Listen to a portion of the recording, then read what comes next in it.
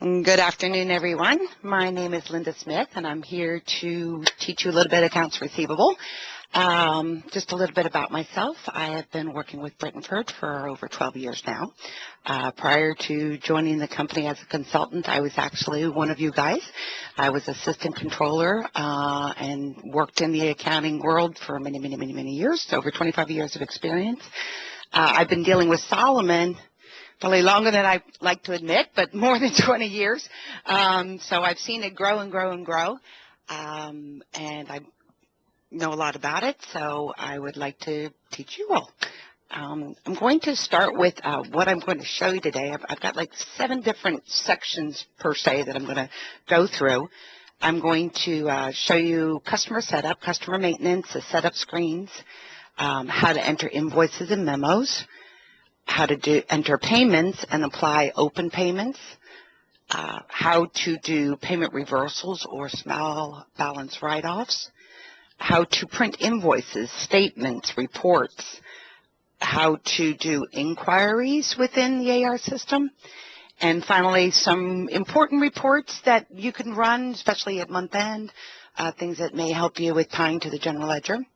And during all that time, what I'd like to do is, as I said, if you have any questions, please type them in the chat window, and I will try to get to you as soon as after each section, I will stop and see if I can assist with your questions. All right, so without further ado, accounts receivable. This is what we have open at the moment. As you can see, there's a lot of different sections to it. I'm going to sort of work my way through them, but I may jump around a little bit. But I'd like to start off with, the very basics of accounts receivable, of course, is going to be the customer. Your customer information, everything you know about the customer, setting up the where you're going to bill them, how you're going to bill them, where you're going to charge your revenue, the groupings, their statement cycles, and so on. So I'm kind of going to go through each screen and explain it to you. The very first screen, when you go to set somebody up, of course, is going to be what is the name of the customer or the name of the company. One of the things with Solomon is this little @ sign, and what that does is it allows, when you do an F3 on the screen, to do a sort by that last name. So let's say you have a company called The Electric Company. If you put THE space @ sign electric, when you actually go in to try to find the customer, you can actually look for electric instead of the electric. It just helps for finding things. It's also in accounts payable or throughout Solomon that you have this function. Next thing on the screen, wanted to mention was the class ID. There are 2 different differentials, you can say, within AR. One is called the class ID, which is what type of customer is it. You can set up a class that says, okay, for this kind of customer, they're going to go to a certain GLAR account number or a certain revenue account number or certain terms. So you can group customers this way, as well as a statement cycle, which is on a different screen, and I will get to it shortly. But that would be like, how are you billing them? How are you collecting? Am I billing once a month? Am I, again, so you have 2 different types of groupings you can do within accounts receivable. Next field is the status. Majority of the time, of course, when you first start a customer, would be that they're going to be active. But let's say you have a problem and you don't want any more billings to be done. You can actually put them on hold. Or if you're only doing a one-time invoice, you could do one time, and what that means is later on in the year, if you want to be able to get rid of them, you can if everything's been paid and entered and paid off, and it's past the retainage. So this is kind of good just in the fact that you can actually put a hold on it. But for now, we're going to leave this one as active. Down, as I already showed you the name, the next one is, do they get a discount? What kind of terms do they have? In this case, this one, they gave them a discount. The terms are saying that if they pay net 30, they get 2% discount if they pay in 10 days. You can set up many different types of terms, and these terms can be shared as well with accounts payable.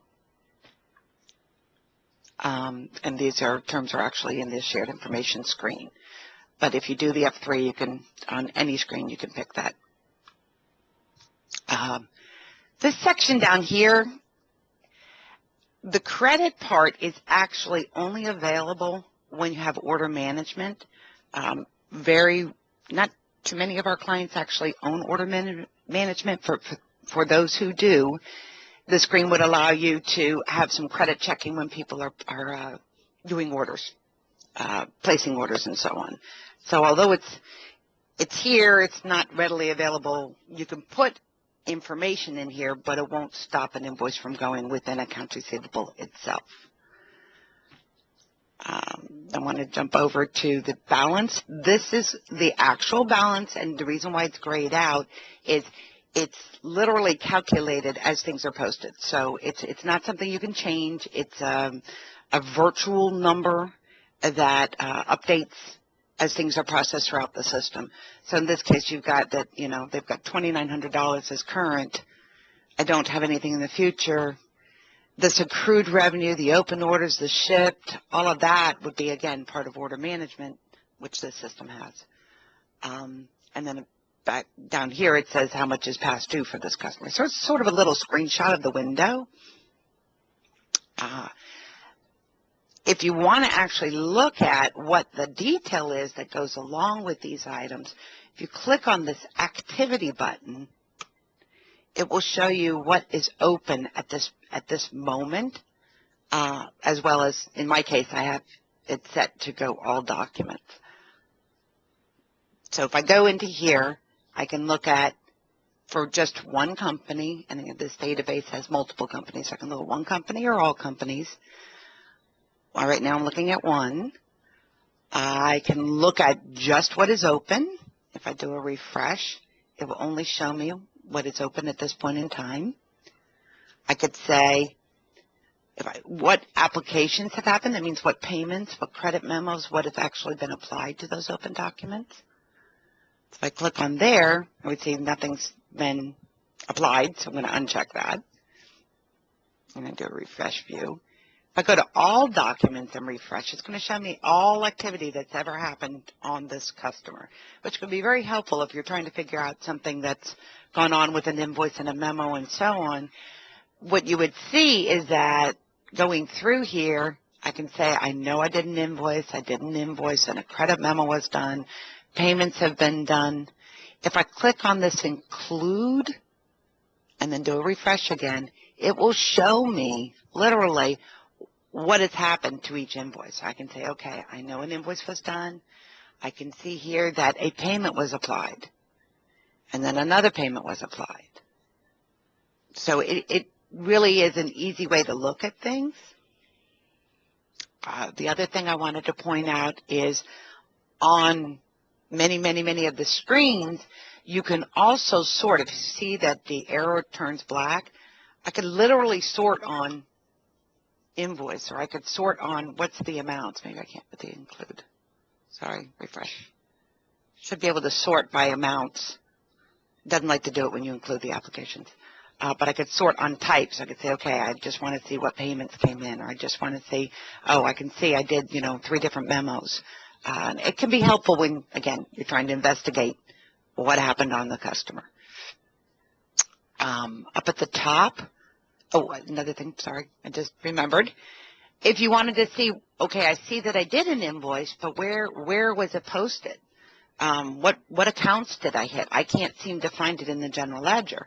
If I go to click on the line, if I click down here at the bottom, the invoice transactions, it will open up the invoice and memo screen and allow me to see exactly where did I post these dollar amounts. So again, it can help you try to tie back to investigation and inquiries into what happened with this customer. Or if they're saying, what was on this invoice and so on.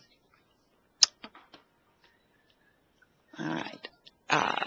So that's this screen. The other thing is, of course, it's kind of the same as what we saw on the other. On the front first was just, what's the balance at the moment, the future, what are my standings as far as an aging goes, what's current, what's past due, and so on. So I'm going to close out of this, and I'm going to go back to the actual maintenance screen. History gives you sort of a roll-up of what has happened, and you can actually say what year you want to look at, so you could go backward and look at previous years, and it's just going to give you a summary by period of what was bought, how many memos you did, what payments came in.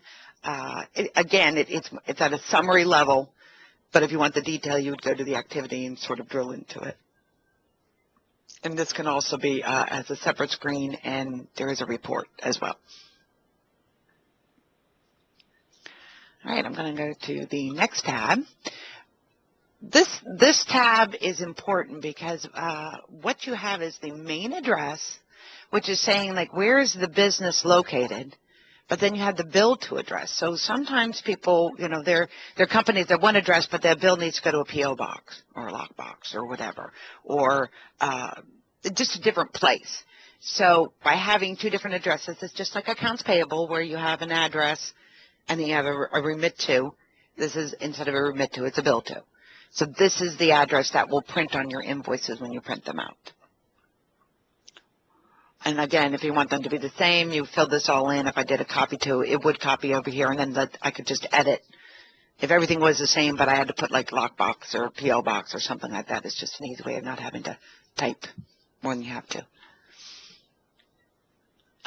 The next tab is your defaults. It's the defaults for this customer, and typically what's going to happen is it's going to read your defaults from your AR setup screen first. If you have a class, it would then read from there instead. So if you didn't put a class, in this case, it is required field, but if it wasn't required, then you could, it would default to whatever you have in the AR setup screen, but you can change it. It does not need to be these, you can have something different. So in this case, I've got, where is my, if I did taxes, it's saying, well, where should I default? Where should I calculate the taxes? Which it will do sales tax for you. And it does print a report. You can use the report that is in shared information to actually fill out your tax forms for sales and use.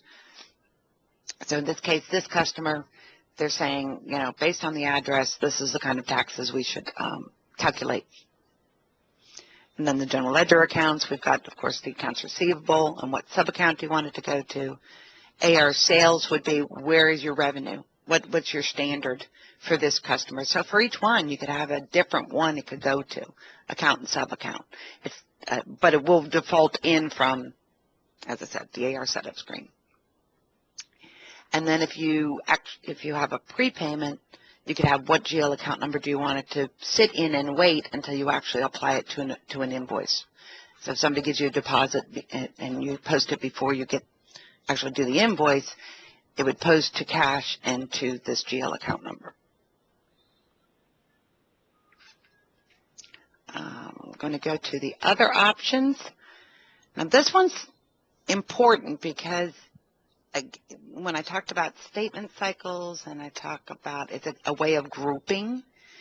So again, it's going to default from here, but you can also come in and change it, whether you want to print statements.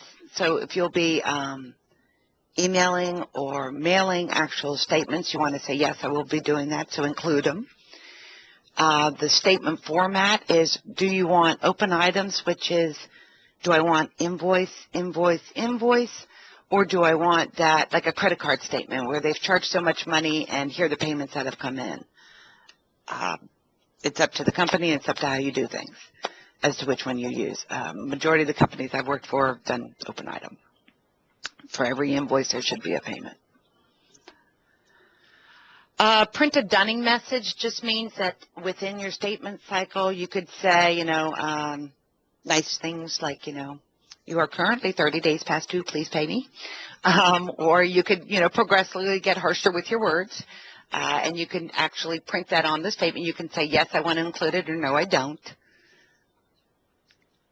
Applying finance charges, again, it's kind of like if you think about the credit card scenario versus the company. It's up to you if you want to do finance charges and per statement cycle or per customer, whether I want to do it or not.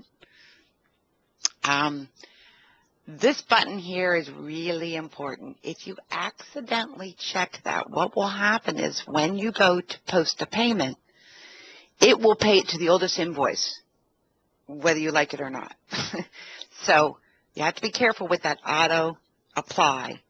If you want the ability to apply it yourself, you need to make sure this is not checked. And I will show you this in the AR setup as well, that if you want the ability to manually apply yourself to an open invoice, you need to make sure it's not checked. I had a client once where it was checked, and we had the hardest time trying to figure out why it was messing up, and then we figured it out. So, forewarning you. The credit card information, again, is FYI only. Unless you have order management, then it would be used. If you can use it as information, so if you know that there's a client that always does pay with a credit card, you could possibly put the credit card number in there, or you could put a note to yourself to, check with so-and-so for the current number or something. But it does not allow you to actually charge with the credit card or something like that. It's just for information only. Again, order management. So if you have it, these are some of the defaults for order management. I'm really kind of skimming over them. If you do have questions about order management and how it ties into accounts receivable, just let us know, and I'd be happy to dig into it a little further. Right now, I'm just going to try to stick to just accounts receivable. So I'm also going to skip this tab over here, which, again, defaults for all the order management type accounts.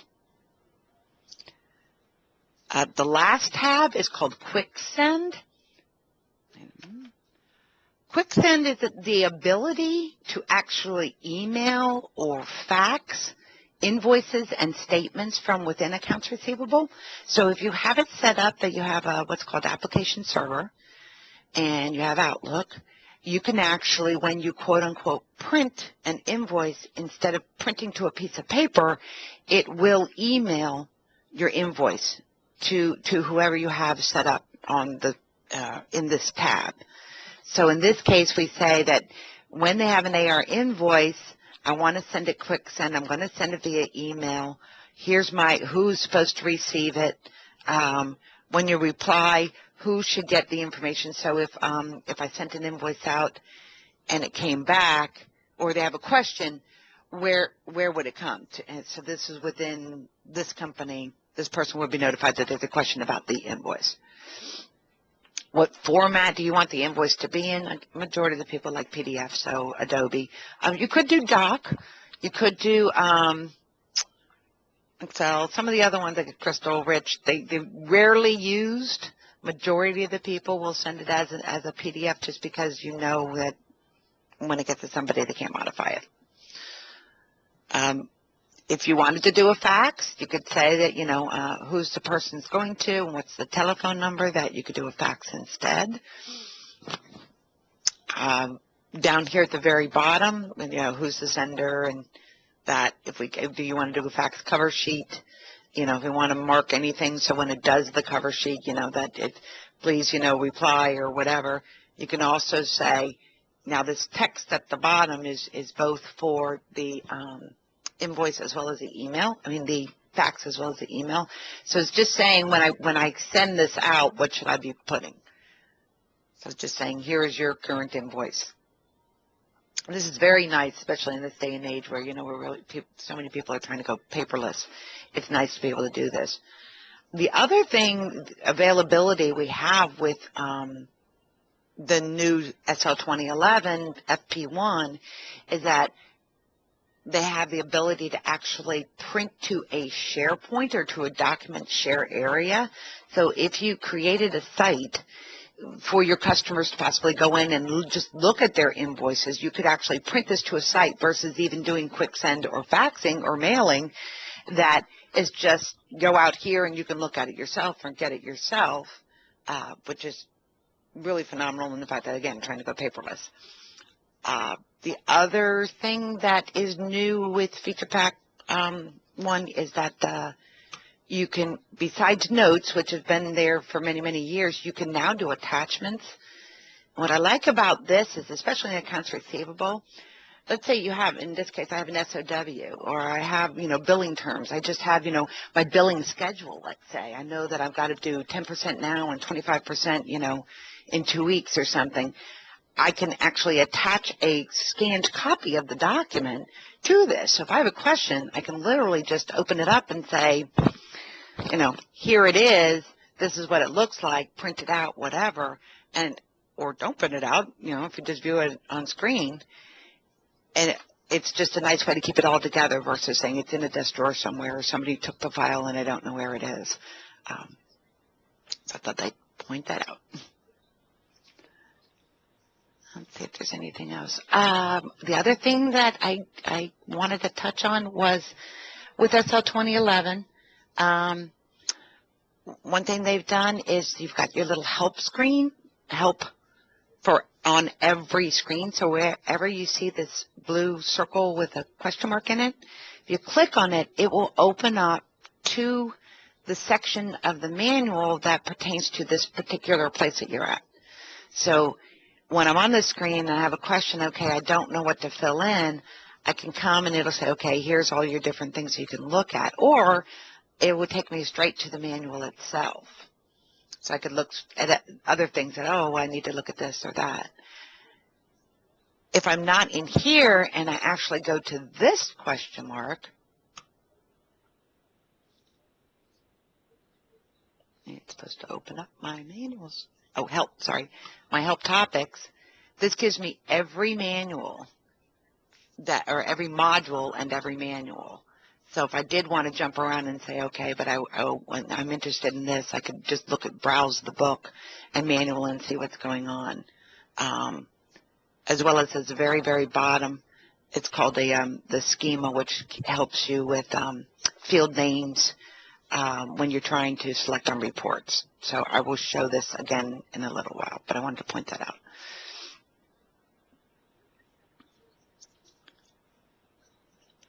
All right. So I was in customer maintenance. I want to go into the AR setup screen. Maybe I don't have it open. All right. I will open it up. The AR setup screen, when I was talking about the defaults, normally this is already set up by the time you're working right now, but if you ever have a question as to how things are set up, this is where you can go in and say, okay, the corporate default accounts are this, unless otherwise set up in other places.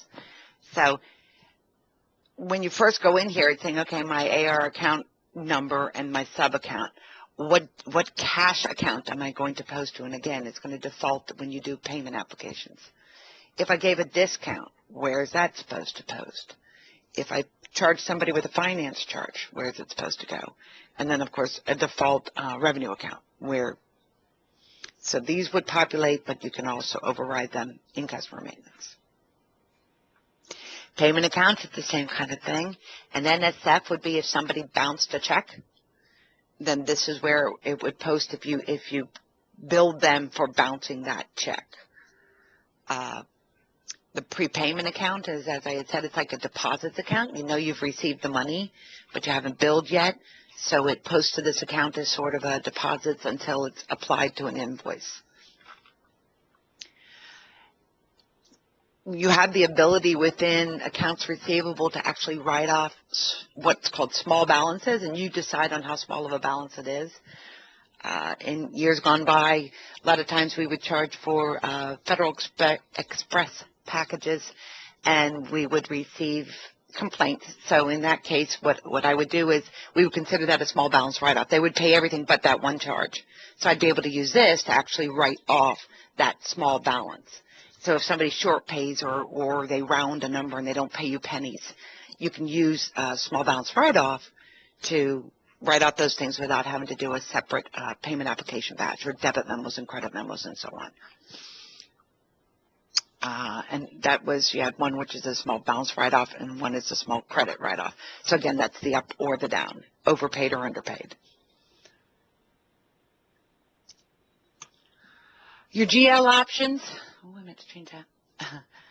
I personally like posting everything in detail because it makes it easier to research in the general ledger if it's in detail, but some people like to do it in summary. If it goes in summary, it's going to you're not going to have the detail of each invoice number, each client. It would just come over as a batch into the general ledger, and then you'd come back into accounts receivable to dig into, okay, what happened in this batch.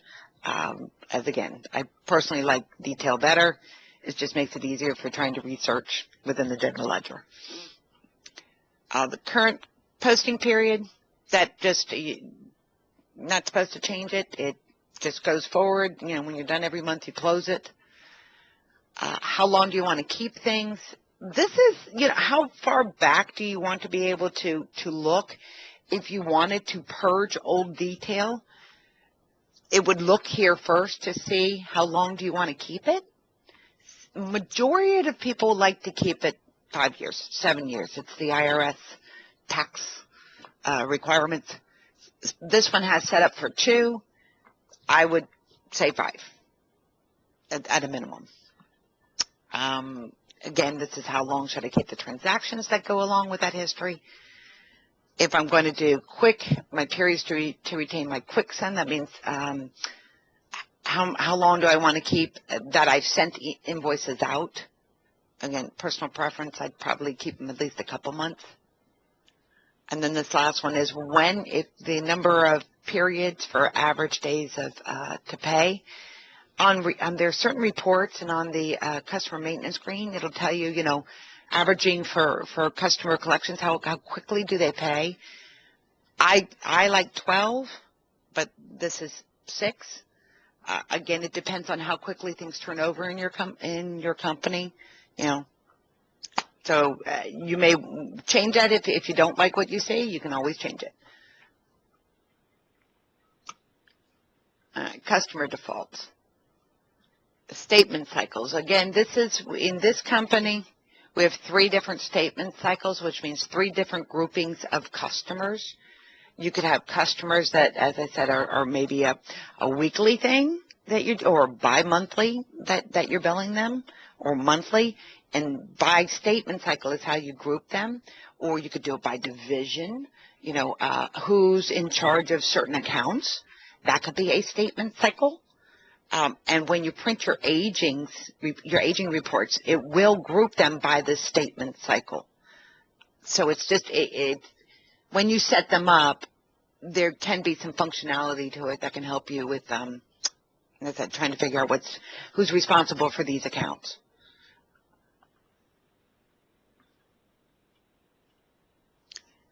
Customer class, that was another thing I had mentioned on the other one. In this case, we have a bunch of different customer classes. I'm just going to show you what I mean by the defaults. So here I've got, you know, it's a retail customer.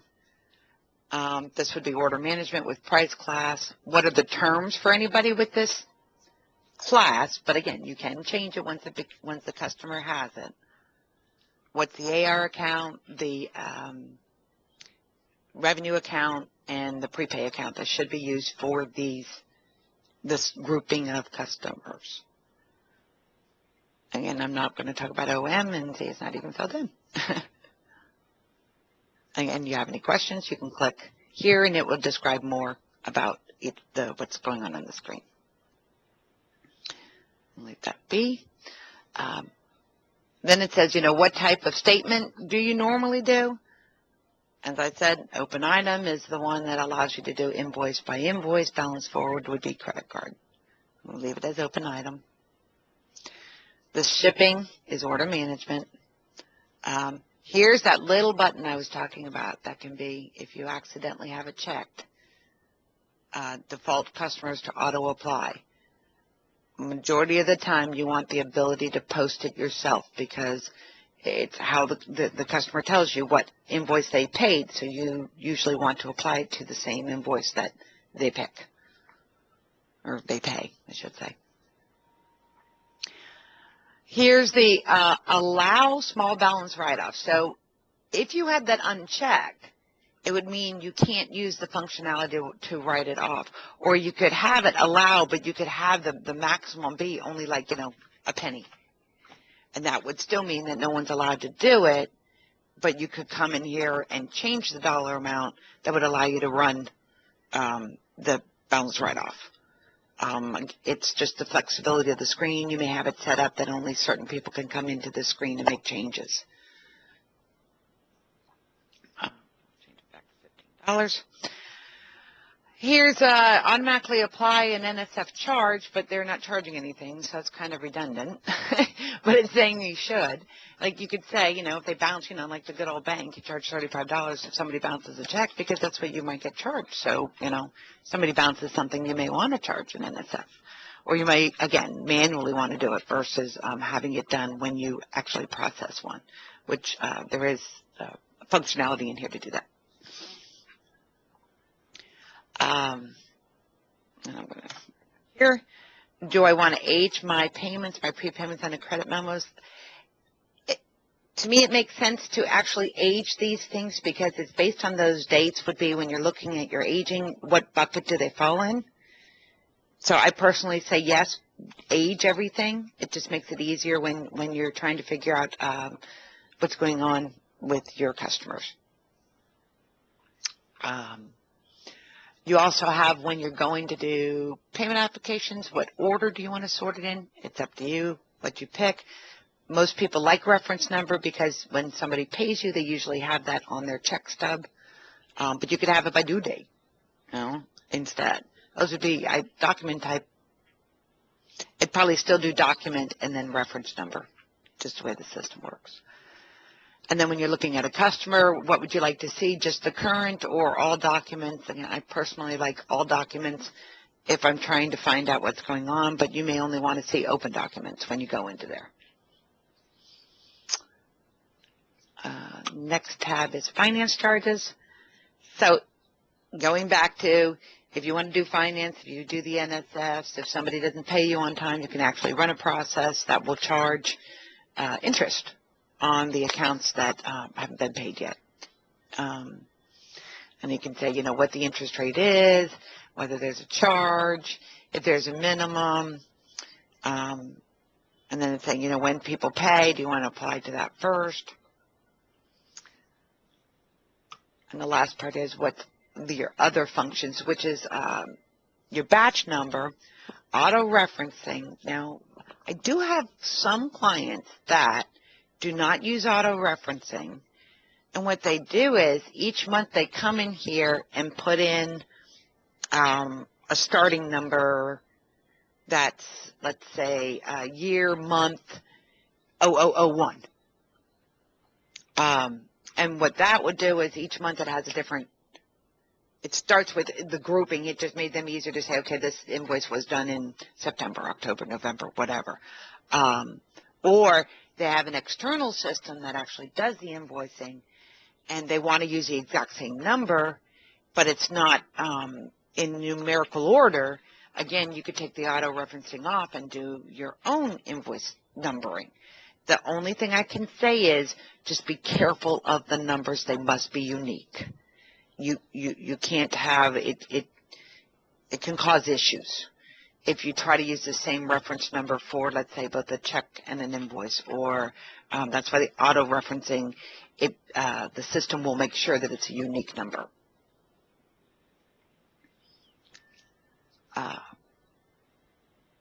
Post-payment discount into the company of invoice. That's if you have multi-company, and if there was a discount, they would post it to an intercompany, so I'm kind of going to jump over that unless people have intercompanies. Transaction description default. When you're doing an invoice, depending on what you have here, excuse me, I just need some water. This will default into that the screen, the invoice memo screen. And you can either make it so that it's a combo, it's just the ID, just the name, or that you type something. Customer ID is probably the shortest and still gives you the ability to type something on your own. That's the one I prefer. because I can still go back and look at the customer ID, but I can also type in words that help me, which is what's going to feed into the general ledger. And let's say you're looking at revenue, you can say, okay, it's this customer ID, and I was billing for, quarterly subscription. I can have all that on one line. So I'm going to change that. Credit limit checking, again, this is not really used within AR, but it is used in order management. Sales tax, if you have it set up, you can say that you're allowed to change it and that it will default and calculate for you. Your decimal places usually, again, feeds and pertains to your order management side of life. Okay.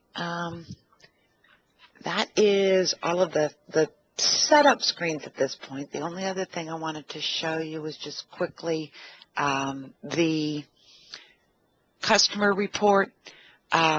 So after you've entered everybody and you want to say, okay, I've got all of these receivables in here and I want to see what's going on, there are two different versions of this customer's report. I can either do detail or summary.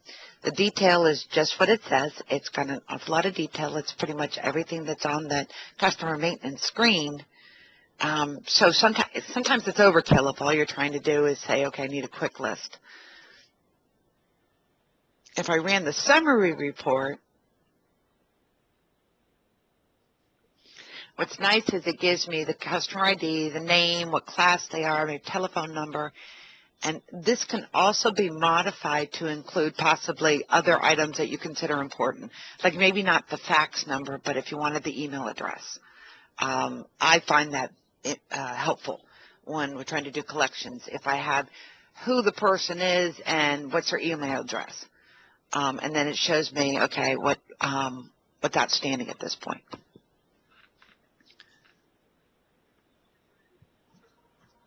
Okay, I think that is it for Section 1, which is customer maintenance and AR setup. Does anybody have any questions?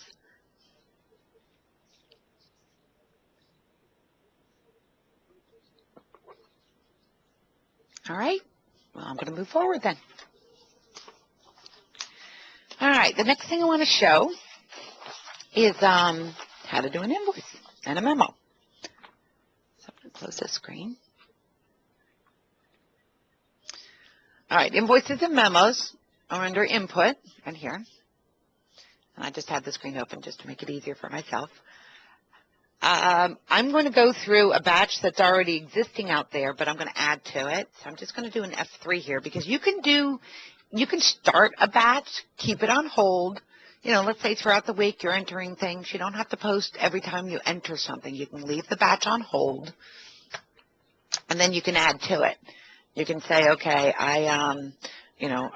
daily I'm doing something, but by Friday I have to post it. The biggest thing about invoices is you have to post the batch before you can print the invoices. This has probably been a frustration of every person for a very long time. And I think my understanding is in the future they are finally going to resolve this so that you can actually print an invoice and look at it before you have to post it. But as of this point in time, you have to post before you can print. So I'm going to make this big. All right, so this invoice, this batch is going to post to period 12/1999. Now, this is what's really important about any of your input in any of the screens. It's everything done by a batch, and the batch usually is the same type of document to the same period, although you can put invoices and memos in the same batch. Realize, though, if you have a credit memo in the total, it adds it.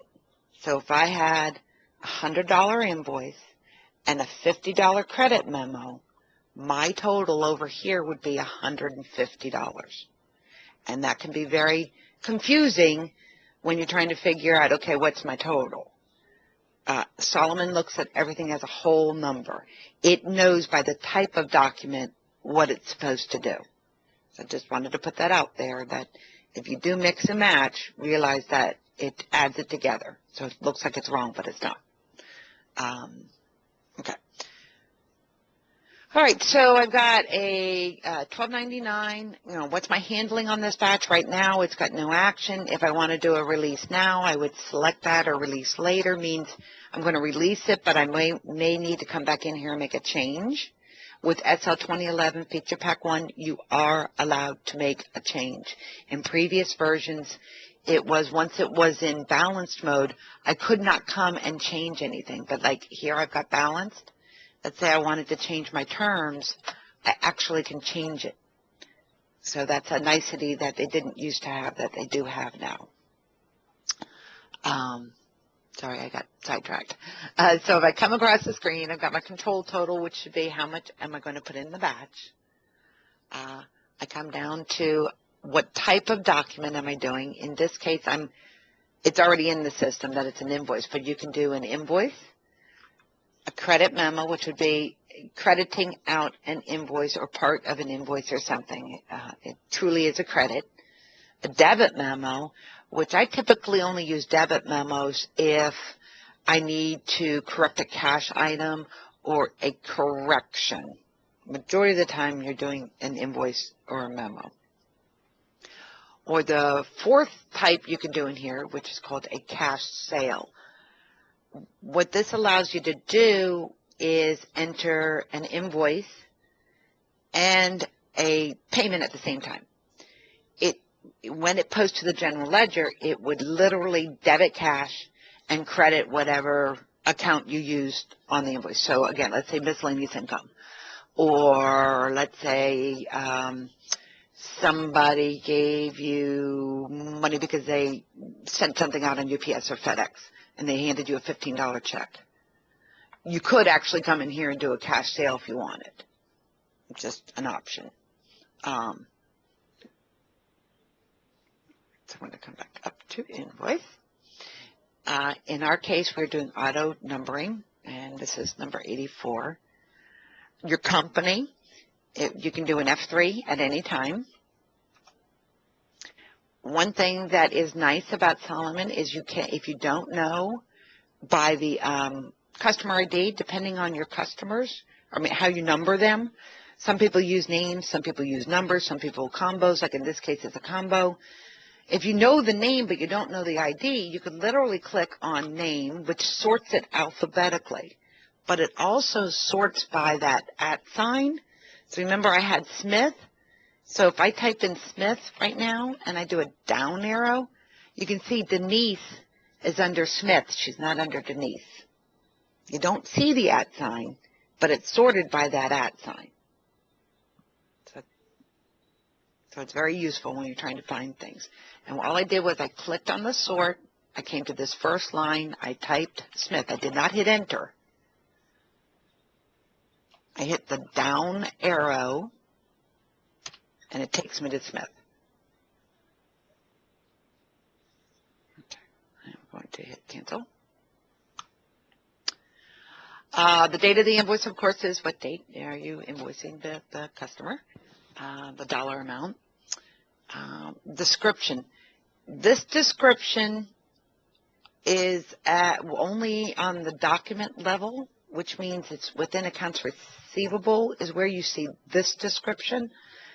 This description down here under detail is what gets fed into the general ledger. So again, when you're posting and you're looking for things, this is the one that's really important because it's the one that feeds over for when you're looking for information.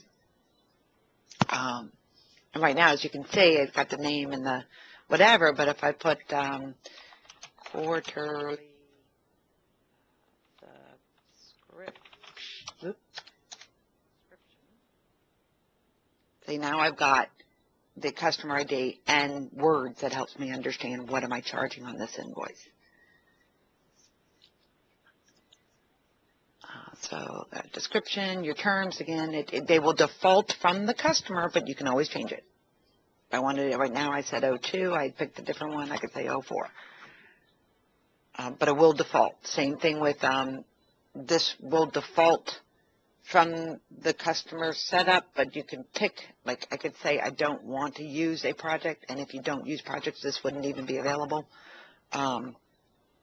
This one is, and I think, no, 0 is no project. No. All right. I'm going to say no. Doesn't want me to change it. Sorry. If I do a brand new one, which I can do in a second, skipping projects.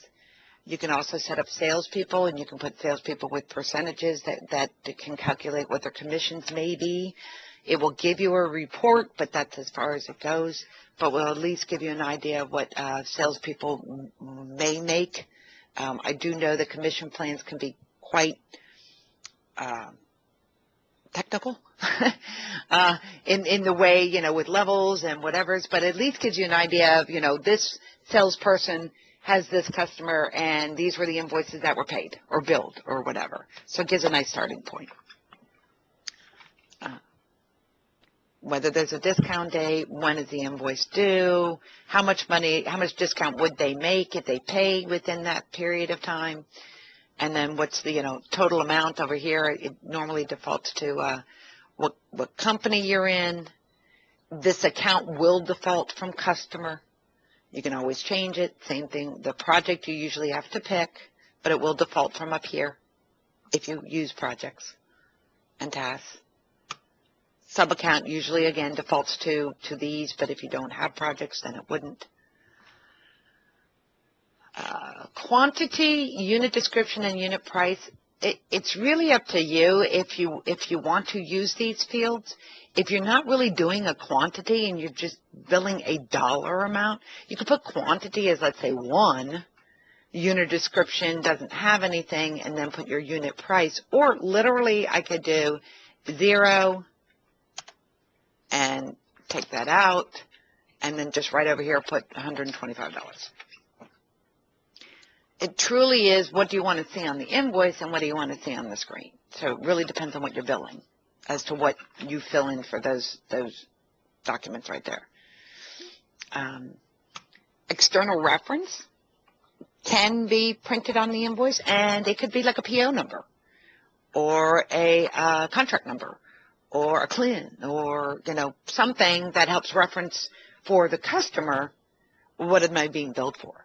You could say Schedule A, A2C or whatever, and it would then list it on that invoice for you. Taxes, I think I'm going to do an F4 real quick. Tax category or tax ID, in this case, this one doesn't have any taxes. What I did right there was I did an F4, which just went from grid to form. And then if I do an F4 again, it will go back.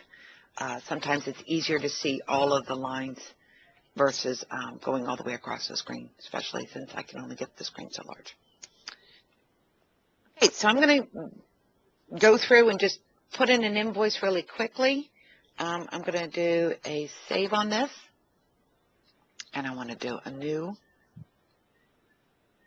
Nope, I don't. I'm going to come to here. I want to do a new invoice. Okay, I'm going to do an invoice. I'm going to pick my customer, 0130. All right, this one's saying that I have very old invoices on there, and it's okay because it's saying it's not going to let me, it's going to put it on hold. Wait a minute. Hold on one second. I had changed my date. Now it's not showing the right date. One trick that I was going to show you later on, but I'll show you now, is you can change the business date. So let's say you're doing year end or month end, and although you're a few days in, you want everything to be the month end date, you can actually go in and change your business date so it'll default to a prior date. In this case, my database is very old, so I'm changing the business date to be 1999, so I don't have to keep remembering to put it in there, and I did. Okay. So that should have defaulted to. All righty. Not sure why the screen did that. default to the current business date, which as I just saw was set to 12/23/1999, but this read from the business date, or sorry, the computer date down here. So $3,000. Again, I'm going to put my description in here as subscription. My term says it's due in 30 days. I'm not going to have it post to a project. That's my salesperson. When's it due? There is no discount. It defaults. And again, it's defaulting to whatever the customer, here, it's defaults, so it pops in here. I can post it there, or I could pick a different one. I say, okay, I don't want that one. I want to put it to here. I literally just do an F3 and pick a different one. If I go, again, I'm not going to do it, if I did a quantity of 1, I could say EA, I could say $3,000, and then it multiplies it for me. It says who this is, and I do the same thing. I can just say Q1, and Q4, actually. Q4, 1999. At that point, I can do a save. So as you can see, my amounts are off. If I tried to release at this point, so these buttons up here are new, save, refresh, or cancel, delete. I can save and finish. So if I click on this button, it's going to say, what do I want to do? I'm going to say I want to actually release this and post it. So if I say I'm going to finish the batch, and I say yes, it lets me go in and actually fix the dollar amount. Save it. Let's try this again. Batch. And then it just created a brand new one.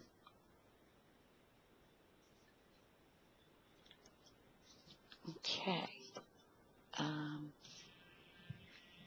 right. I think that's it with how do you do invoices. The only other thing I'd like to mention is you also have the ability within the system to do recurring invoices. So if you charge, let's say you charge somebody rent on a monthly basis, or you charge like a standard dollar amount, or standard that every month you have to do the same thing over and over and over again, you could set up a recurring so that all you have to do is run a process and it actually creates a batch of invoices for you. So I have a client who does rent, and they have like 10 different places that they have to charge on a monthly basis. They have to create the invoice so that when the money comes in, they post it. So they've created invoices, recurring invoices for those rent payments. So under, in the screen, if I said I was doing a rent 1, and then again, I pick on my customer, and I say, okay, the next time I'm going to do this, I could say 01/01/2000 because it's let's just say a monthly. Cycle is how often do I want to do this? So I'm going to say once a month. How long am I going to be billing them? Well, it might be a 5-year term if I'm doing rent. So, I could say 60. How much money am I charging? $10,000 to rent the office space. And I could say office space. 1, 2, 3. When is it due? Well, that's really due upon receipt. They're supposed to pay me. I'm not charging it to a project. There's my defaults. I come down here. A rent per se here. I'll just pick that one. I want it all to zeros. Putting my $10,000. Oops, wrong place. $10,000.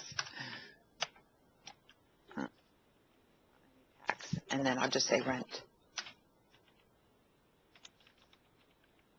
At this point in time, I now have an invoice that I can go into, generate recurring invoices.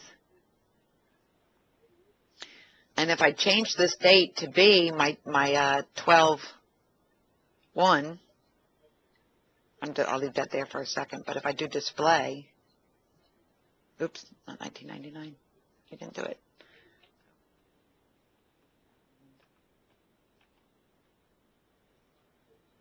it shows me what, and I can go in and say, okay, I wanted to create this invoice. So it's a nice way of having a template per se that will then do your invoice, your batch of invoices, and you're not having to type it in every time. So you could do just, recurring.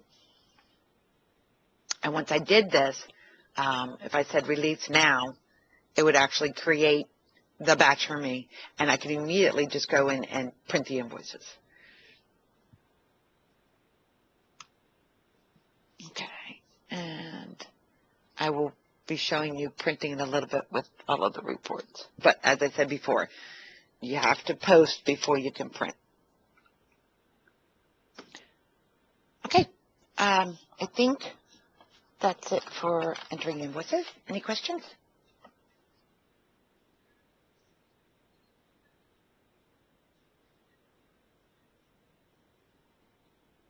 Okay, I'm going to move forward then. All right, entering payments. Payment application screen. All right, again, I had a batch already open for you, but just to show you, this one was on hold. If you do your F3, one other thing I haven't showed you, but I'll show you now, is let's say you're having difficulty when you go to close and you get warnings that not all your batches are closed or you have unposted batches.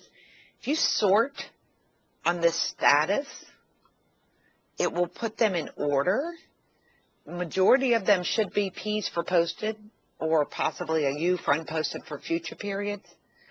If you have an H, it means that something's been entered and put on hold. C's just mean completed, and that's usually when you've taken an open payment and applied it to an open invoice. It doesn't affect anything except for the accounts receivable. It's just C for cleanup, C for completed. But in this case, I see an H. I'm going to open it up and say, okay, well, what's in here? So in this case, I've got an invoice. I've got a batch. I've got a customer. I've got that a dollar amount or payment was entered, the date it was entered, but that's as far as I got. So if I put in my $3,000, I come down here, it's saying, okay, what cash account am I hitting? Again, it's defaulting from the customer, which also defaults from the AR setup or the class. I'm going to say, okay, that's fine. If I come down here, say, I don't have any invoices for this customer. I've got $7,000, but I don't have a $3,000. So I'm not really sure if that's what they were trying to pay. What if all I got was a check, but I have no dollar amount? So at this point in time, I think versus applying it, I may want to just post it. I know that it's there. I know that they gave me money. It's going to post to cash, but I need to confirm that this is what they were trying to do, short pay this invoice, or were they prepaying something for the future? Maybe it was a deposit. So what I'm going to do at this point is I'm just going to save this. I'm going to do a release now and do save. I'm going to close this, and this should post that payment.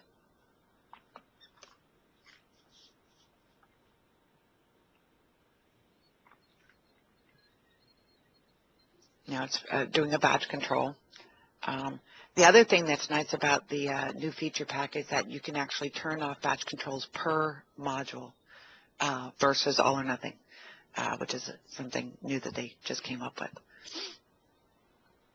Okay, so I've posted that batch, but now I come back and let's say, okay, I found out that that $3,000 was a short payment, was a partial payment towards that one invoice that was open. I can come back into here and actually apply it. But what I wanted to show you, I got ahead of myself, was that if I ran the AR aging at this point, I should see that for that customer I have an invoice and I have a payment, but they're not applied to each other. They're both open. So if I go ahead and just do preview, here he is. Oops, nope. Statement, Jeff. Here's my 7,000 and here's my 3,000. but they're not applied to each other. So it's open. It's waiting for me to apply it. So at this point, I can go back into payment application. I can say, okay, I just found out, I made a phone call, and I found out that it should be applied. Come back into here. I'm going to do really, this is a zero batch because all I'm going to do is take that open payment and apply it to the open invoice. So I do the same thing, CD0130. I come over here. I'm not typing in a number for this. I'm going to do an F3. And I can see that here's this open payment waiting to be applied. If I pick it, it says, okay, I'm open. I am unapplied. If I come down into the amount to apply, I could do the $3,000. At this point, it is no longer here, and it shows that I applied it. Let's say I did this for $2,999. I have a dollar that's unapplied. Oh, I did it wrong. I was hoping that this would pop up, but it doesn't. I have to do it on a payment. I won't do that then. Oh, let's do.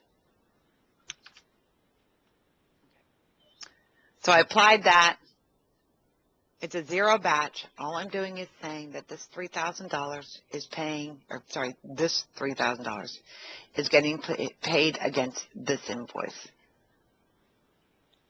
And you can see, one thing about this screen is you can't see that it's an invoice, but here you can see that it's an invoice over here. So I'm going to go ahead and just do a release now. And I'm going to close the screen, and it should process the batch.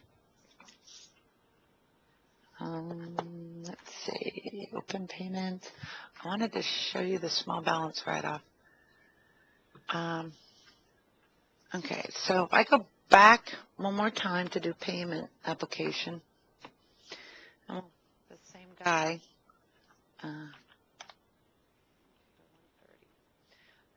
Let's say he finally paid you, and 5566. But he only paid you 4332. Right now, you're off by 48 cents.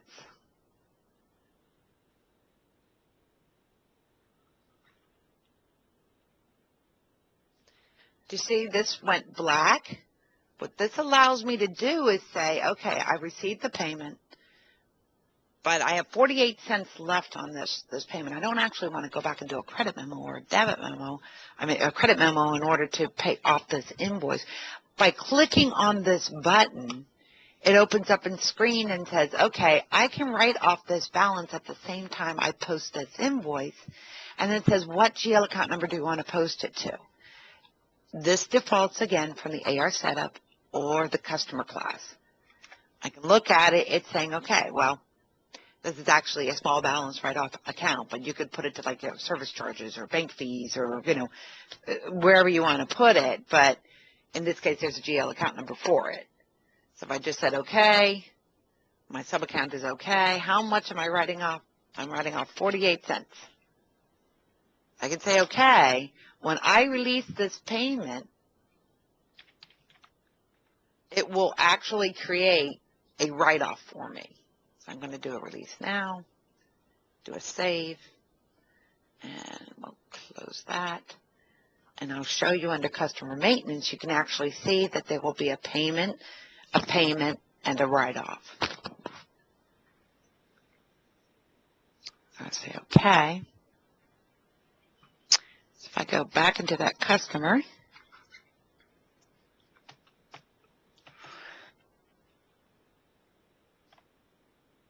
I go into activity. Right now, let's just say I want current plus open. Just makes it easier. Okay, here's, well, that was the original balance was $185,000. I posted the payment of $3,000, a payment of $43.32, and look, I got a small balance write-off.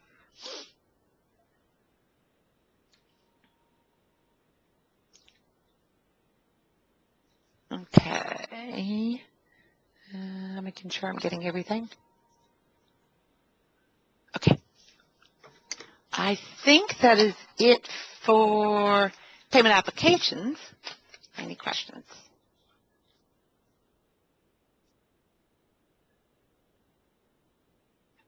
All right. I'm going to move forward then. Okay, so same scenario. We're going along. We've received everything. We've posted stuff, and all of a sudden you receive a phone call that says, we posted that dollar amount to the wrong person. That $3,000 really wasn't Jeff, it was Denise's. Or you accidentally posted it twice. You're doing your bank rec, and you realized you posted cash twice and you didn't mean to. Let's say one was a deposit and one was applied. Within the system, we have this application inquiry reversal screen. Now, the big thing about this screen is, A, it will always post to your current AR period. So in this case, it's 12/1999, and your current business date. Now, I have it set up that my business date is 12/22/1999. So before you process anything in this screen, confirm those two things before you push the button. There is no way to override it. It does current date, current period. So if, let's say, your current period is 04/2013, but your date is July, it's going to post to July. So that's just a really strong caveat I want to throw out there. Okay. All right. So now that we're here, let's say, or another thing, let's say you're doing an inquiry. You received a check and you have no idea who this person is, and you're trying to figure out, okay, what's this invoice? I can come in and I can literally try to find a payment. So I could say, okay, I don't want, no, I'm in the wrong screen to do this. Let me do CT030. CT0130. If I click Find Payments, this is going to show me everything that has ever occurred for this one. I could pick that $3,000 I just entered, okay, and say, okay. It shows me what invoice it paid, how much money it paid, what batch it was in. Once I know that, okay, this is correct, this is the one I want to touch, you can either reverse the application, which just means I'm unapplying that I paid an invoice. I'm not reversing the cash. I'm not reversing that it was received. All I'm doing is saying I did not want to pay that particular invoice. It stays on the customer. All right. The next one down is this $3,000, let's say, you received money. I have another client that received money, but they have lots and lots and lots and lots of customers that all send in the same dollar amount. And they accidentally applied it to the wrong customer. Or you have affiliates that, you could receive money in, but you don't know who's paying for what. So you could post it onto one, but then let's say you needed to move it. I literally can say, this $3,000 does not belong on Jeff's account. It really belonged to Denise. I could come over to here and do an F3 and say, okay, I know I need Smith. It would literally reclassify, unapply the cash, move it from this customer, CT0130, and move it over to Denise. And the same reference number will stay on the first one, but it will create a new one when it moves it over to the new customer. And then, of course, the last option is instead of moving it, yeah, I know, okay. I don't want to do that. I'm going to do this one. Oh, stop it. There we go. All right, so here it's saying, and it could be the check bounced. It could be you accidentally posted it twice. It could be it's in the wrong period. Again, if you do this void, the void will post to the current period and the current business date. and it will reverse it completely. It will take it out of accounts receivable, and it will take it out of cash. So the void literally voids it, with those caveats of period and date.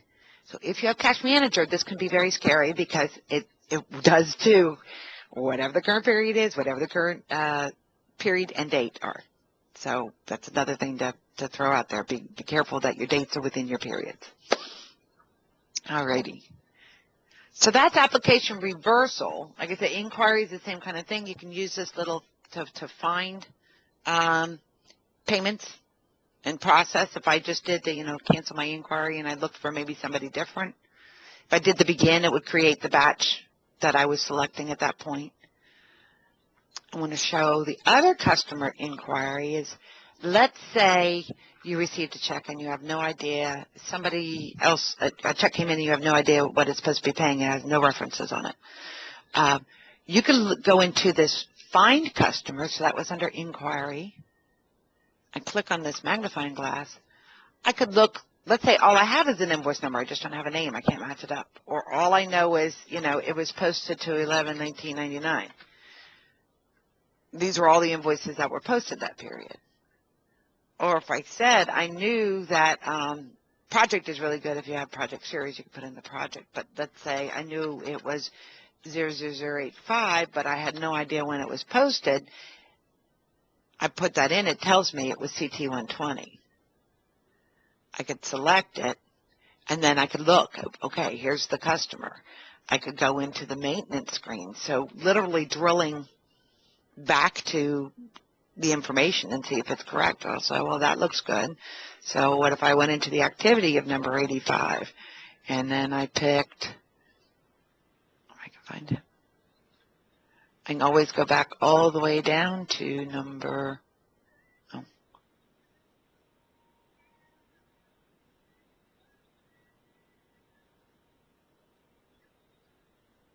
and then do the invoice. And it would show me where it was posted. So you can do a lot of things with drilling and viewing without having to print reports, viewing, screens on the fly, versus, digging through paperwork. All right. All right, so that's payment reversals and balance write-offs. I did want to show you one other process in here. This is, although I had it occur when I was entering the payment, let's say, you just don't have time while you're doing the payment application, you're just trying to enter your deposits and move on with life. You can literally run this small balance or small credit and say, I'm looking for, anything less than $100. If all I did was do find, it's going to show me everything with balances less than $100. All right, here's 53 cents. Probably should write that off. $59, well, it kind of looks recurring. That might be, I just need to go and find out what's going on. Why are these things not being paid? But it's a nice way of running the process, even just to identify versus, again, trying to eyeball an aging. Or running a select statement to give you the items that are less than $100. And you could do the same thing with, instead of a balance, you could say credit, but I don't think I had that many. See, there's one, $55. Okay. So that is reversals and small write-offs. Any questions?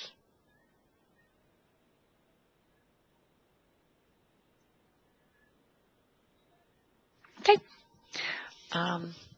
Moving forward.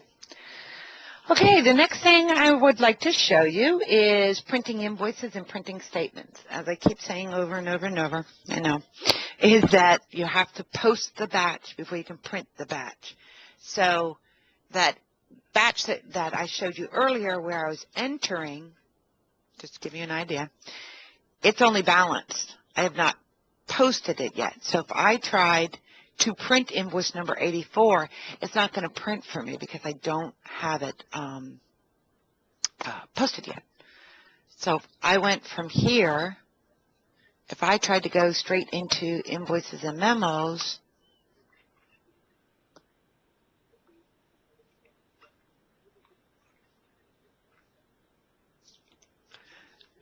I have a template set up, which just means that, which you may or may not know how to use, but basically it's a set of commands that allows me to do a repetitive process without having to remember all of the fields to pick and choose every time.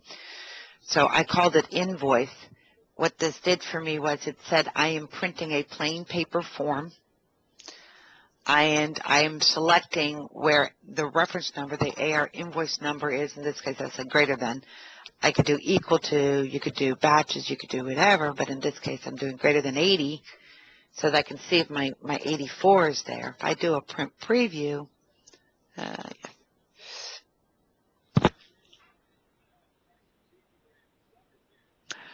this is what the invoices look like. And as I tell everybody, they're not very pretty out of the box, but we can easily modify them in Crystal Reports. Many people customize their own. They have their own logos. They have their own look and feel of their invoice. They might print on letterhead. They might print to the PDF and then mark them up. You can pretty much do anything you want with Crystal Reports to make them nice. And they will print to the PDF, just what you see. So for this, I'm only seeing number 83 and 81. My number 84 isn't there. So you might go, wait a minute, I just did that invoice. Well, I did, but it didn't finish. So I'm going to just close this for 1 second. I'm going to come back into my release AR batches because it was balanced but not posted.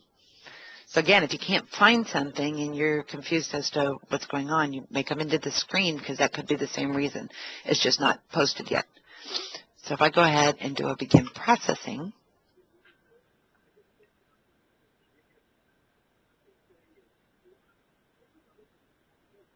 and do OK, if I go back into that invoice screen and I do my print preview,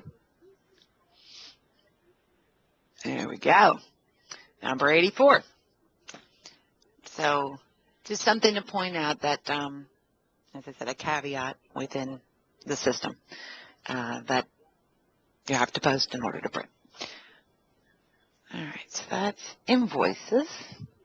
And again, with the memos and so on, it would be the same thing. You know, you can select in your screens in any report. You can always do a select on certain things. You could do where the customer is equal to something, or you could do date or batch number, or, you know, whatever's easier for whatever you're doing.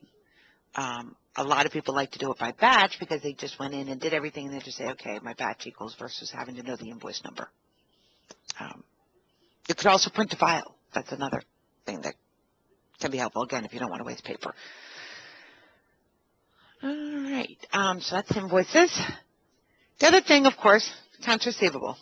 Majority of the people are going to have some sort of, I can't say collections issues, but where you need to contact your clients because something may have slipped through the cracks, or you haven't received the money as timely as you expected, or, you know, just something may have occurred.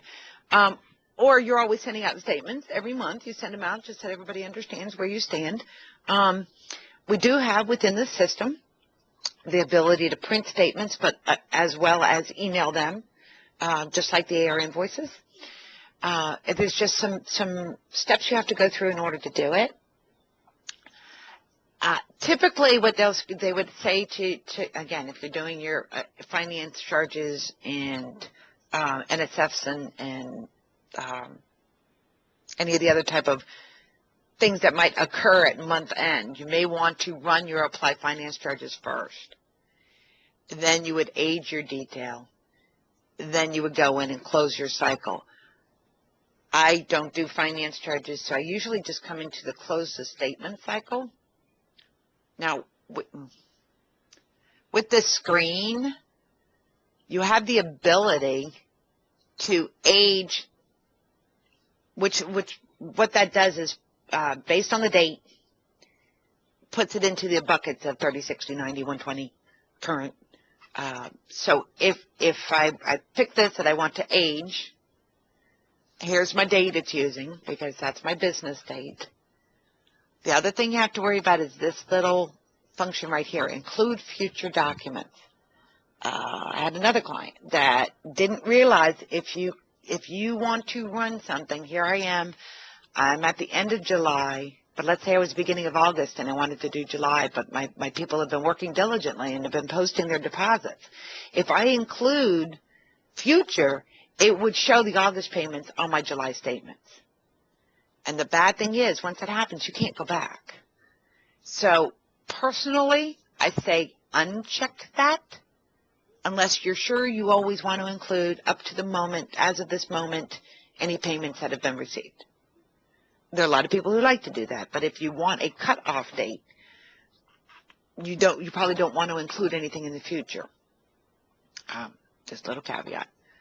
And if you only want to do one particular statement cycle, let's say, I don't want to, I'm only doing the people I do once a month, I don't want to age the other two. I could just pick one statement cycle, do my begin processing, and that will go through and age everything and come up with what my statements should look like.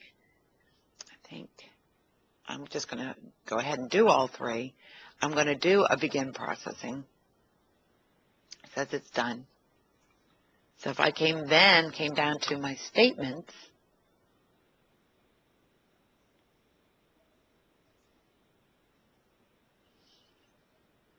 or not,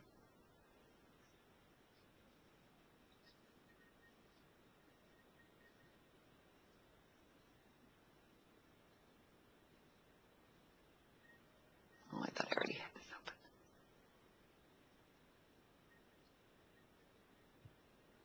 Sorry, I didn't expect it unless it's, oh, there it is. So at this point, again, you could do one of the new things that I talked about with posting to a SharePoint site or posting or doing it that it's set up to send them out. If at this point if I did my print preview, it should show me all the statements.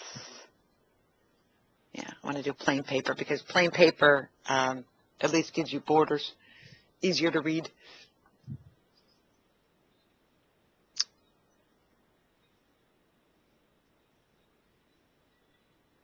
And I'm not, I guess I have to check Jeff. I thought he was set up as print statements. Let me just go check.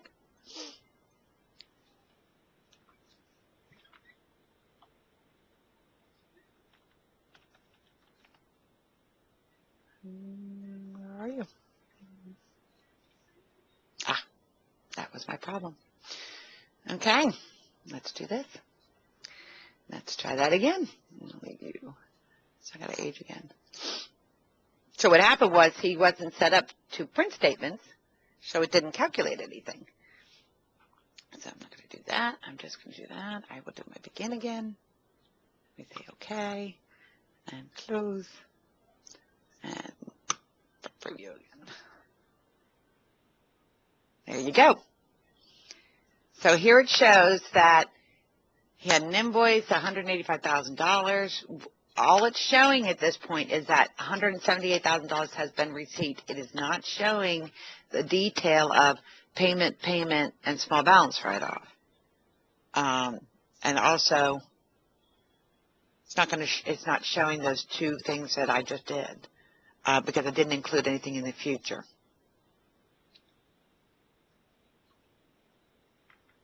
So at this point in time, as of 12/22, he still had that balance. I hadn't completed it yet.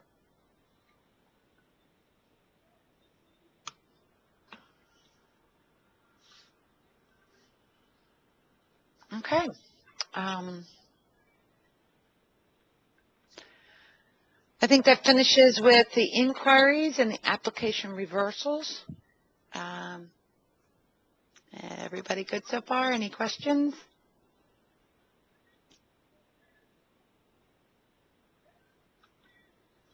All right, I'm going to move forward. Okay. I showed customer inquiry and application inquiry. Another place that you can use for looking up items is the document maintenance screen. It can also be used to change certain items. There are many you can't, but some you can change. So in this case, either A, I could say I'm looking for, by customer, what is an invoice, or I could say by here, and it would pull up that.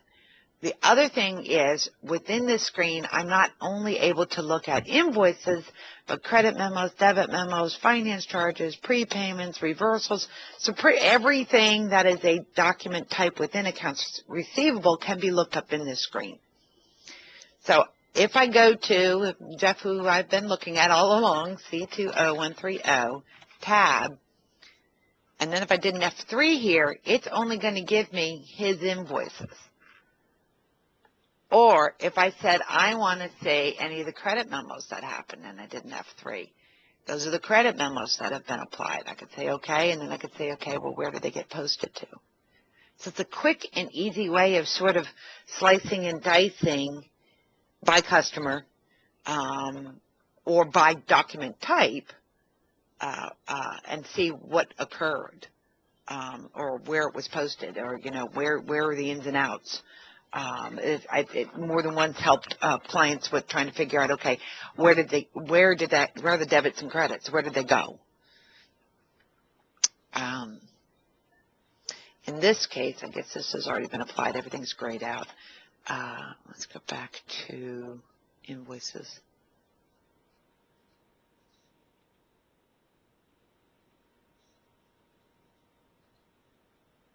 You see on this one, it's open. It's not been closed yet. I show what batch it came from, what period it was posted to, and I show that, you know, the terms. Let's say I had due in 30 days, but I just found out that, oh, they were supposed to receive, you know, I was supposed to receive the money the minute they got it. I could literally come in here and change this. I could then say, okay, the document day is 12/23, and I could say, okay, they don't get any discount, and say it automatically changed, but let's say I wanted to say the document was really 12/01/1999. You know, and then the due date should have been the same. Those are the only fields I'm allowed to actually change. I can't change where it posted, but I could change the terms and the doc date if need be. And at that point, I would save it, and it would just have new information.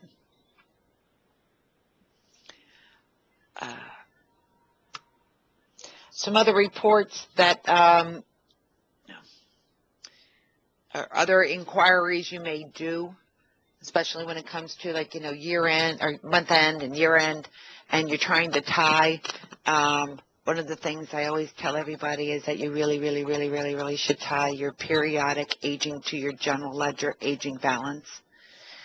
And there are many times that they don't balance because within the general ledger, people may have done journal entries.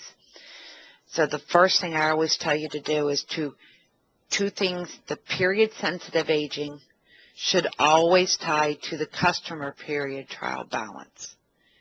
Now, what these are is that the sensitive aging is just that. It's going to say, for this period, as of this period cut off, this is what occurred, and this is my balance. So if I'm running this for period 12,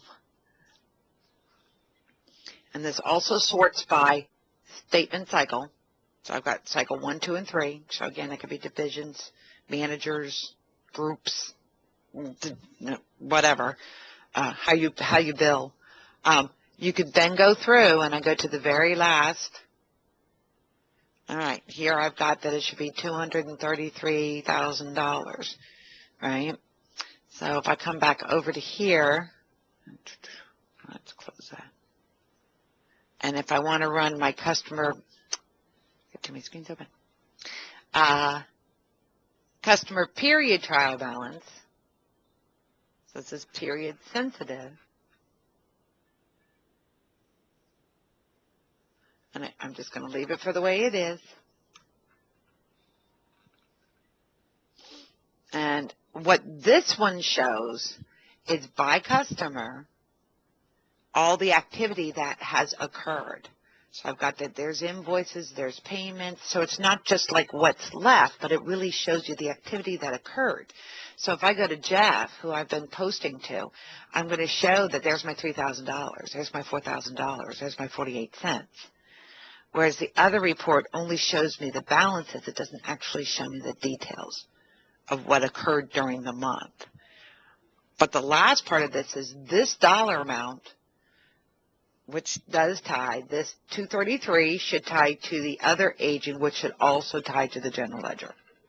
So my accounts receivable account should tie. And if you don't, then you have to try to investigate where did something go wrong. And typically where I see where things may go wrong would be like if you accidentally you posted an invoice or memo and posted it in and out of accounts receivable. So you debited cash or debited AR, credited AR. And therefore, it was a wash in the general ledger, but in accounts receivable, it's a document. It had a dollar amount. It doesn't care that the debits and credits were the same account. So those are the kinds of things you'd have to look for. And I have seen it happen. By accident, but I have seen it happen. That the documents are created within accounts receivable, but in the general ledger, it's a wash. How you might identify that, you could run, besides these agings, you may run the account distribution report, which what this shows you is per GL account number, what posted from the AR into general ledger. So if I ran this, it's by account, sub-account, what occurred. And then there's another report that will show you by batch, it's the AR transaction report, by batch, where did things post. So between the two of them, they can help you zero down on what happened within my accounts receivable and how can I tie. So you got this report, and then let's show you the next one down, AR transactions.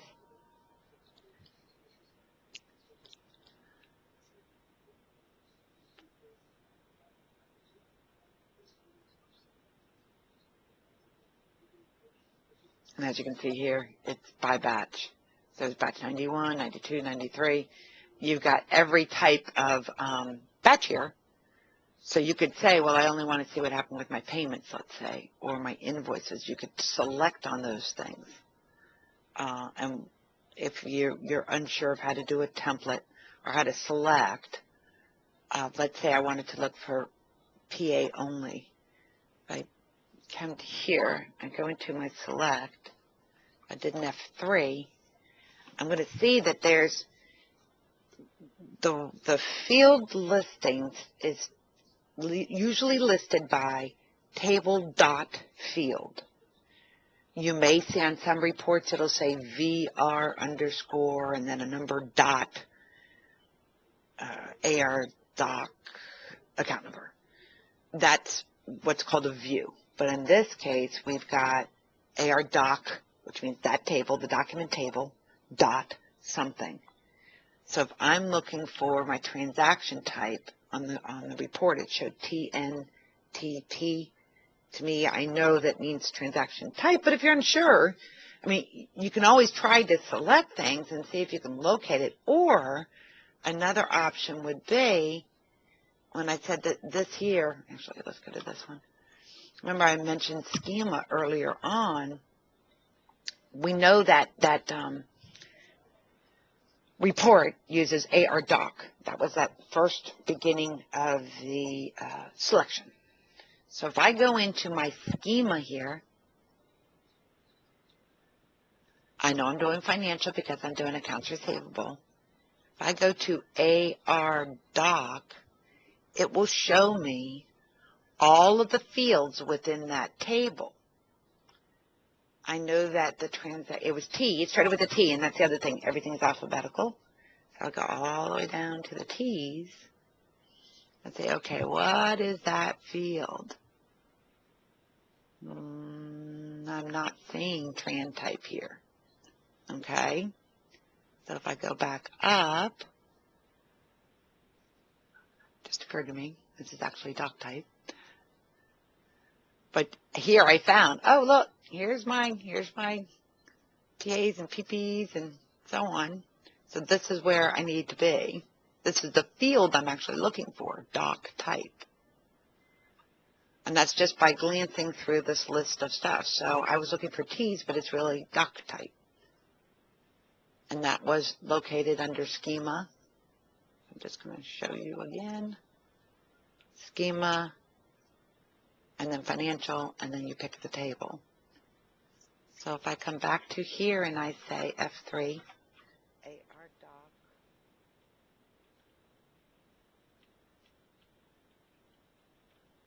doc type,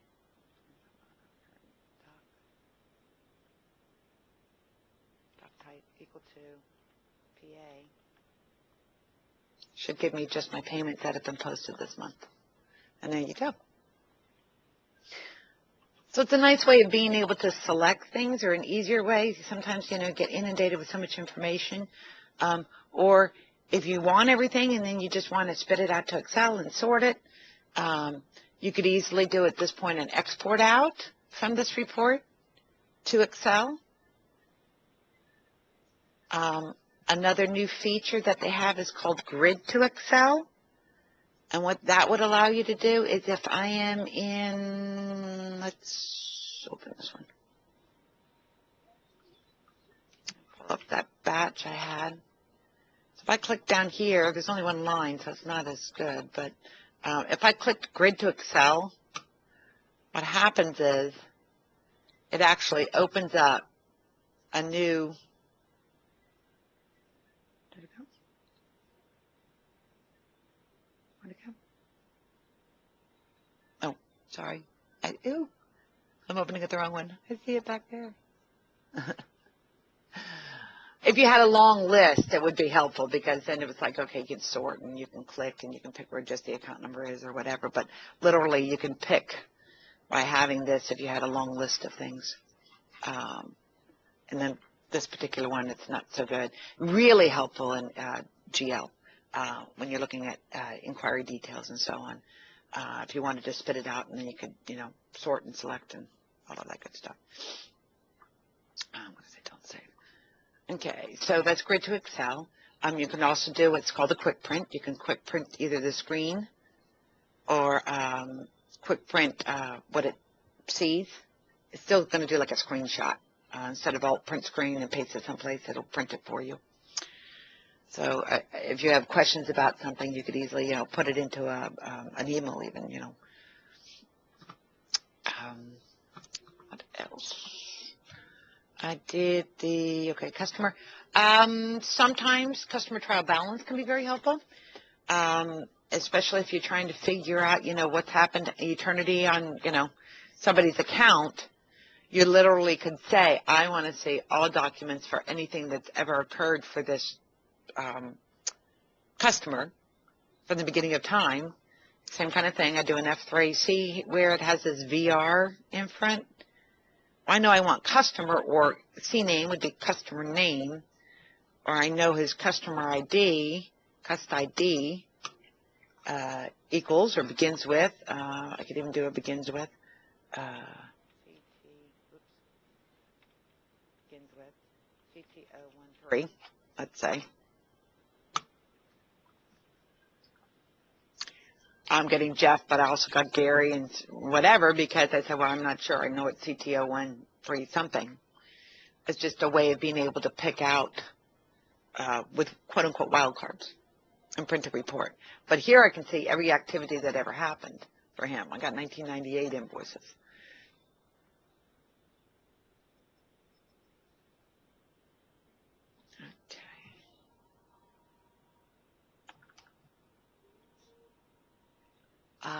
Another thing I'd like to show on reports is I had mentioned that at month end, when you go to close, sometimes when you run the closing process, you get an error that says you have unposted batches.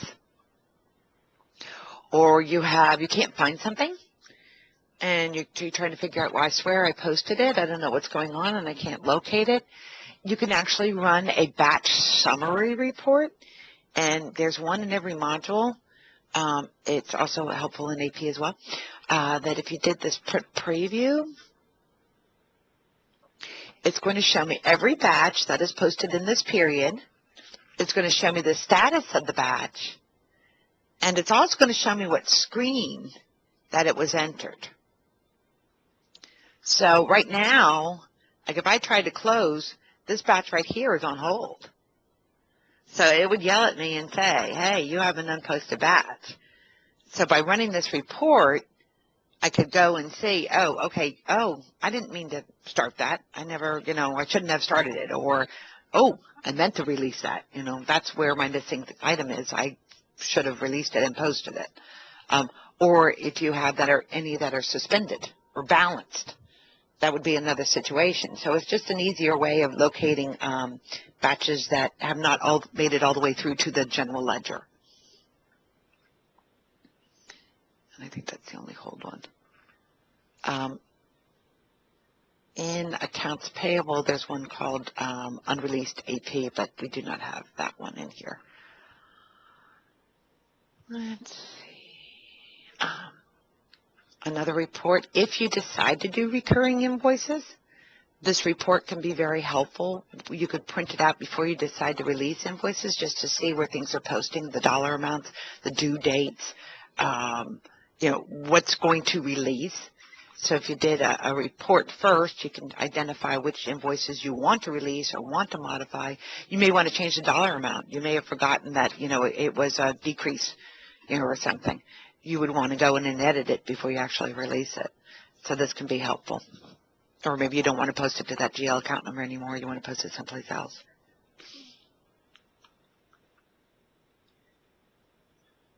I think the other one that I consider really important is the sales analysis. You have a lot of different ones you can look at. I mean, the reports are nice in that you can slice and dice with them. So if you're trying to say, by customer, how much you sold, or, for the current year, who are your top 10, it kind of gives you, what percentage of sales are these customers out of your profit? How much of a margin are you making? Like, you've had cost of sales in here. Again, that's just tied to order management, so that may or may not show anything. But you can see they're saying 100% profit. The commissions one can be nice. Again, if you have salespeople and you're just trying to figure out, commission price, or by, sales, maybe a sales analysis. You have sales guys, who's doing the best, who's selling the most, or what territory is doing the best. These kind of reports will help you identify,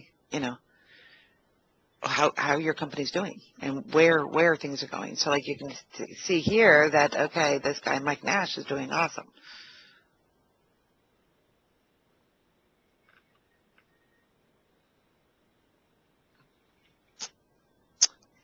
Okay. Oh, and then last thing, I think that's it on the report. I did want to show you a little more, one other thing that is new. It's called Quick Query, and that it's an easy way to query the data without having to know, like that schema that I was showing you. If I go into financial, sorry, I did that wrong. Quick Query, financial, and I go to accounts receivable, they have some pre-written queries that help you look at the data. So if I wanted to look at, my AR documents, let's say, the screen is going to show me every document that's ever been posted. But I can use these filters to say, okay, but I only want, I'm going to say, let's do my customer ID. Just going to show me everything that was ever posted for him. I can modify this by choosing what do I want to see on the screen. Either I can rename the column, I can remove columns, or I can just say, well, you know, I really need to see the bank account over here, but I don't care about the document status. So I could remove that. And a customer ID, I want to move that to be first, and then the batch. Release can be moved down. I also want to see amount and move that up. And then if I say OK, I've just modified the screen that quickly. Now that I have this listing, if I click that same Excel, grid to Excel, it's going to mean a lot more information that I could look at and sort on. So now if I come back down here and I go to that book 3, see, I can come over and I say, oh, well, I really only want to see the debit memos and payments. There's all my credits. There's all my amounts, I should say. Or I could say I want all.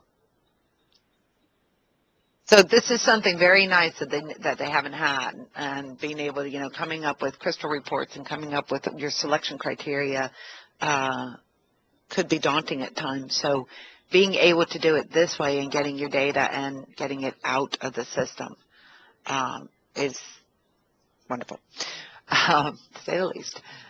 What did I don't save to that? So you can, and the other thing, this little button right here, you could do more and more. So I could add, you know, I could say I want this customer, but I only want, you know, invoices with a create date greater than something, and what, you know, just wheedle it down. Period of post was something, or, you know, you still kind of have to know what you want to get out of the system, but it's still a faster, easier way of doing it. And these predefined under quick query are here. You got documents, invoices. So you can see there's some for AP, bank recs, GL, you know, customer details, your customer balances.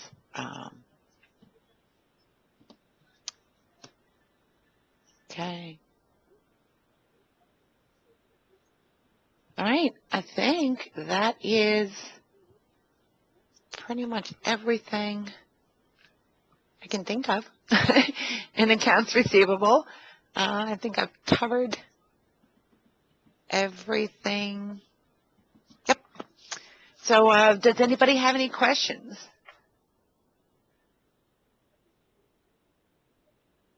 Okay, Melissa's asking a question.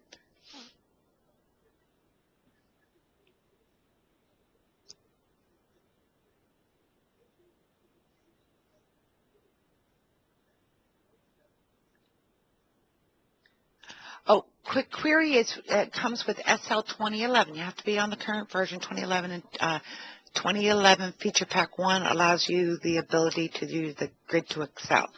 So it's actually under a module called Quick Query over here. And you have to be granted the rights to run the queries. So again, you may need to check with whoever, the IT person or your administrator, to find out if you have the ability to do these things. But once you've been granted the rights to the queries, you should be able to just open the screen. And the screen numbers all start with QQ, as in quick query. I'll show you here. Whoops, not there. Here.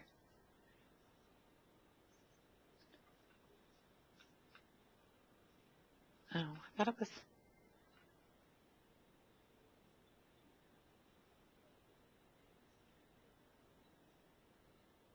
Must be the administrator. If I went into Quick Query Viewer as an administrator, I can kind of look at the highest level there is and just run the query. Come on. If it will open, it's thinking about it.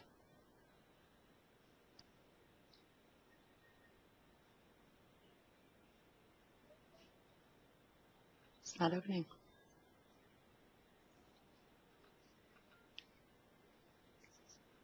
What I was going to show you is if the screen opens, here we go. I can actually click on here, and these are all the different queries that exist and more. that you can literally draw on to look at information in your system. But if you go the other direction, so this was in System Manager. I went into the viewer. But the way I was showing you was not so much there as here.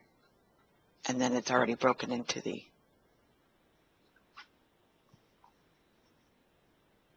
So does that answer your question where Quick Query is?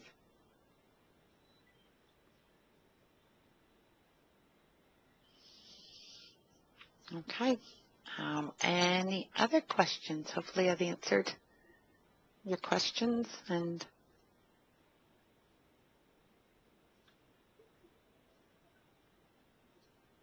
okay.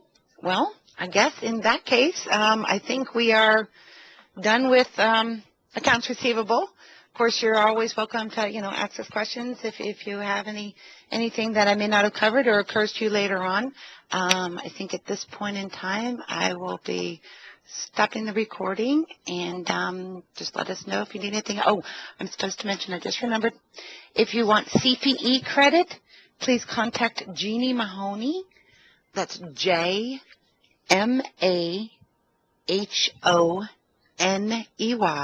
J Mahoney at Brettonford.com, and she'd be happy to get you a certificate. And I guess on that note, I hope you have a wonderful afternoon, and have a good day.